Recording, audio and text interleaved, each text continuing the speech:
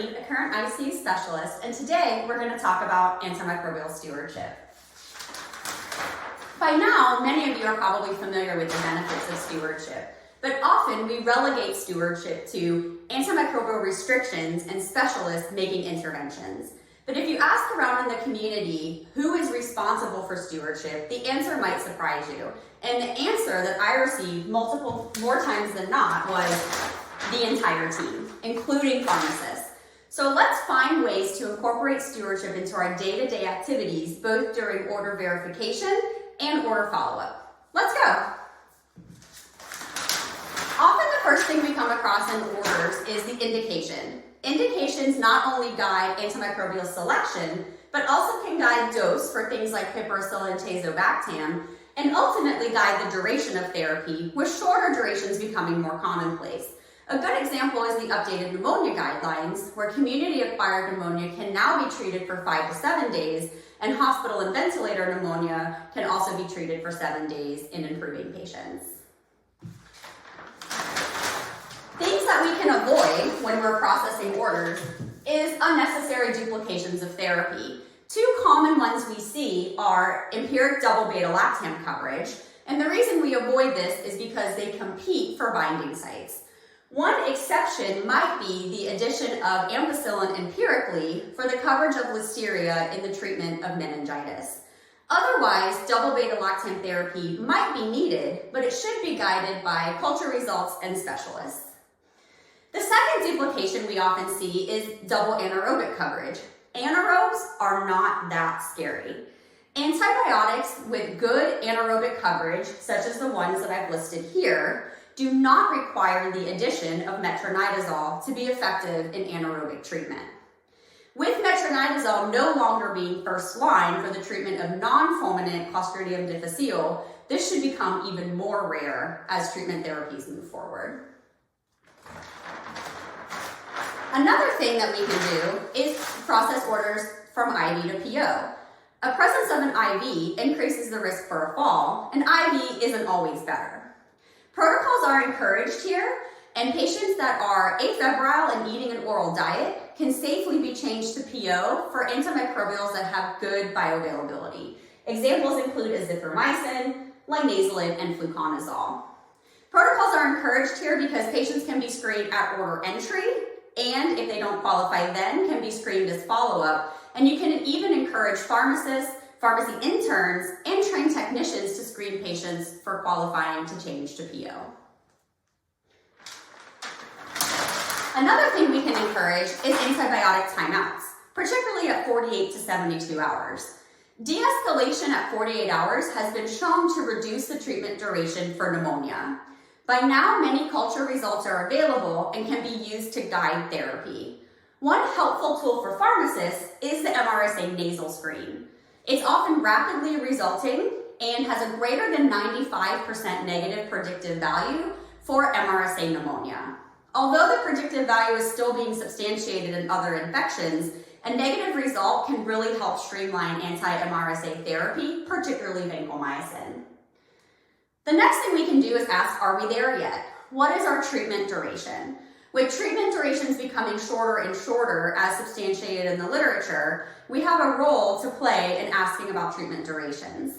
A recent article evaluated 45 randomized controlled trials for varying indications and found that there was no difference in shorter durations compared to the traditional longer ones. But what they did find was an increase by 5% for each additional day of therapy in the risk for adverse events. Now, it can be overwhelming both for you and the team to ask every day about the duration of therapy. Often what I do is I wait for milestones. So what is a milestone? I know that most infections nowadays are treated for about 7 days. So around day 4 to 5, I will start asking the team if we feel comfortable setting a treatment duration, so that we can put a stop date into the order at that time. As I alluded to, stewardship can be a strategy game. So sometimes you need to be a Snorlax, and sometimes you need to be a Houndoom. And if you don't know anything about Pokemon, hopefully the pictures are self-explanatory.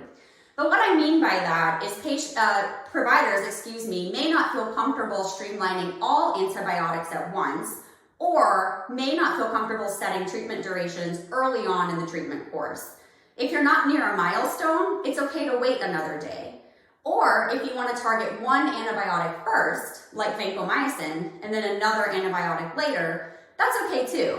You have to pick and choose your battles sometimes. What we do know is that once you've determined with the team what the duration should be, set a date, and specifically a date. Texts such as times 7 days or 4 days are really helpful, but can get lost in transitions of care, order renewals, and sometimes do not account for therapy received prior to de-escalation. So once you've clarified the duration, whether in the original order or with your team, add the stop date to the order to ensure it falls off at the right time. Another thing we can do is work through our operations. So although it drives my colleagues crazy, I often rummage through the IV labels and the bags pending downstairs in central pharmacy to look for stewardship opportunities. Why are so many people on azithromycin IV? Why is this patient still on meropenem? These are all really good questions, and although therapy might be appropriate, it might also be a stewardship opportunity. So trust your gut and look into it more if you can. And then finally, if your facility participates in discharge prescription processing, this can also increase the exposure to antibiotic days upon discharge.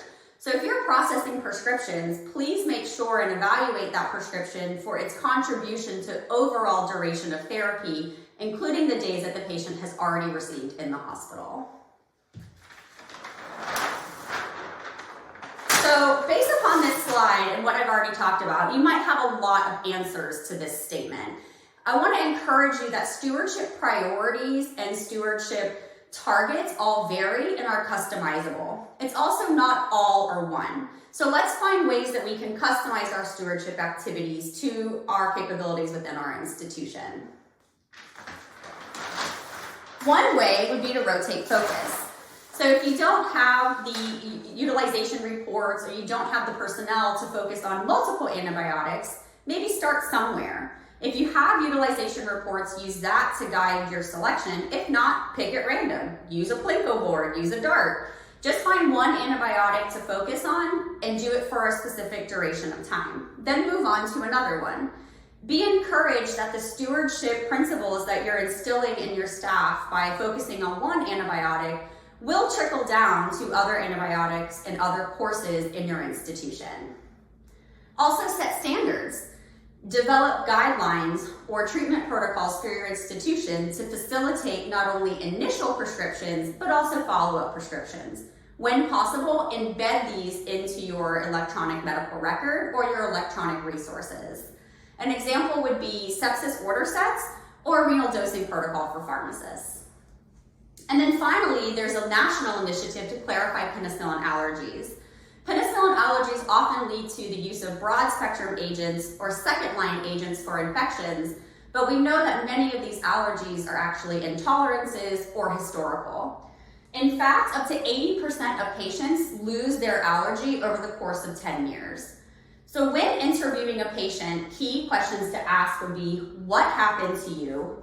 When did it happen? How were you treated? For example, did you get a breathing tube? Did you need to go to the hospital?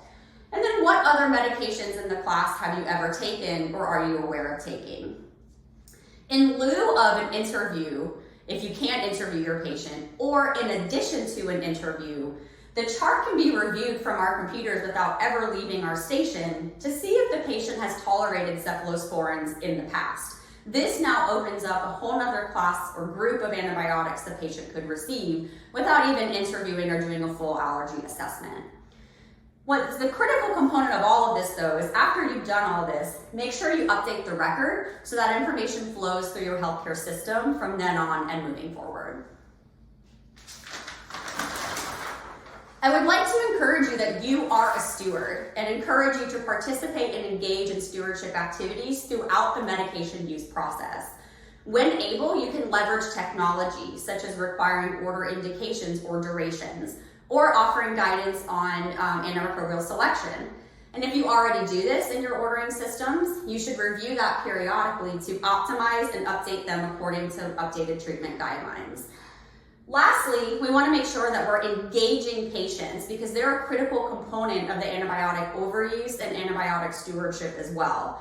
So there is a CDC Get Smart campaign that has printable patient education documents that you can print right at your facility, focused on different topics, one of the most critical ones being antibiotic use for viral illness. So while most of us are familiar with this meme, we probably should be more focusing on this one when we're educating our patients. Staying home when you're sick, washing your hands, and antibiotics aren't always the answer. So with that, I would like to say thank you for being a steward, thank you for watching this video, and thank you to FSHP for the opportunity. Now everyone, go wash your hands.